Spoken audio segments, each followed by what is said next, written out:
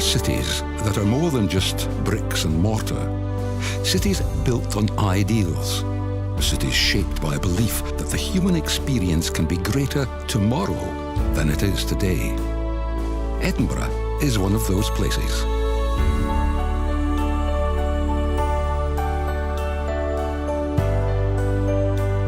Graced with over 4,500 heritage-listed buildings, the Scottish capital is one of the world's most beautiful cities.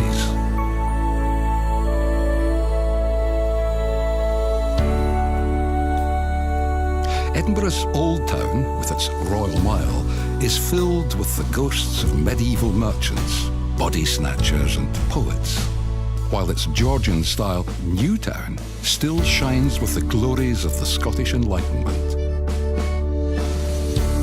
Edinburgh is studded with lofty crags and spectacular gardens, and throughout the year hosts parties and festivals like no other. To see Edinburgh in all her glory, walk, ride, or even climb to Arthur's Seat, the highest of the city's 7 peaks. Some historians believe that this peak was the site of King Arthur's legendary castle, Camelot, which is hardly surprising as Edinburgh has been at the clashing crossroads of history for millennia. Nearby, on another volcanic crag, rise the battlements of Edinburgh Castle, the very symbol of Scotland itself. Over the last 11 centuries, this castle has been laid siege to 26 times as opposing clans, kings, and countries battled with broadsword and cannon. But still it stands, a testimony to the indomitable spirit of the Scots.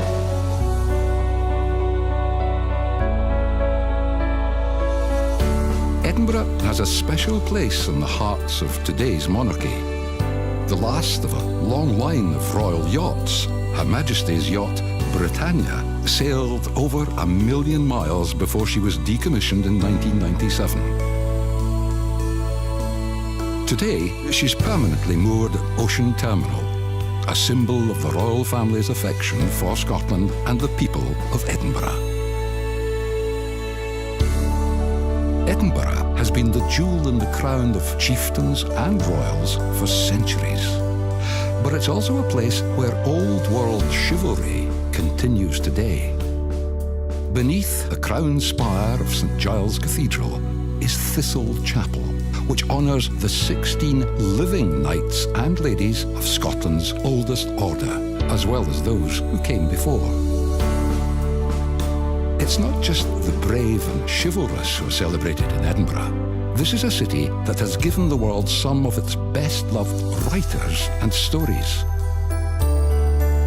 In Princes Street Gardens rises the world's largest monument to a writer, dedicated to Sir Walter Scott, who penned epics such as Ivanhoe and Rob Roy. Nearby, at the Writers' Museum, learn more about Scott and 2 more of Scotland's most cherished literary adventurers, Robert Burns and Robert Louis Stevenson. Edinburgh continues to cast a spell over contemporary writers too. J.K. Rowling wrote the first 2 of her Harry Potter series in cosy old town nooks such as the Elephant House Cafe.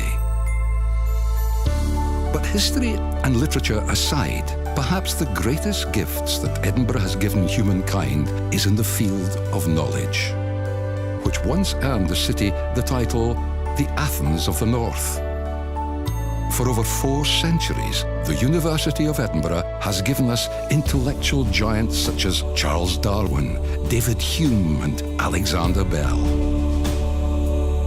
Explore centuries of innovation at the Scottish Museum, or head to South Queensferry to see the Forth Bridge, an engineering marvel when it opened in 1890, and one which still takes the breath away today.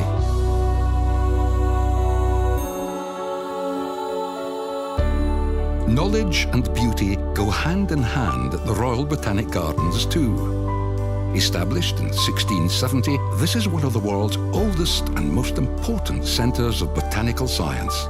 Yet it's a place which invites even the most harried heart to slow down and swoon.